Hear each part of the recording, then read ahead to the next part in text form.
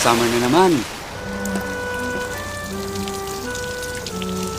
Feeling ko, wala sa mood ang mga tao pag mainit.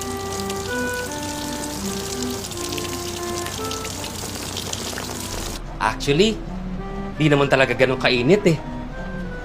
Mukhang wala naman pong sira. Ipitan ko lang itong wire.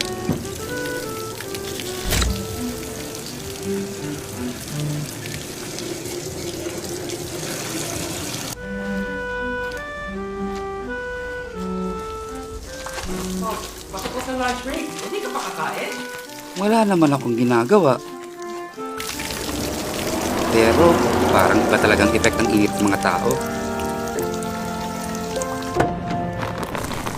Hello, sir. Ano po? Kaya nag-grab car ako. Hindi rin madaling magluto pag summer.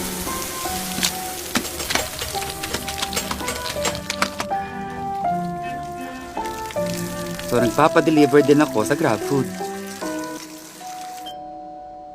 Kuya, mukhang madalas tayo magkikita ngayong summer ah.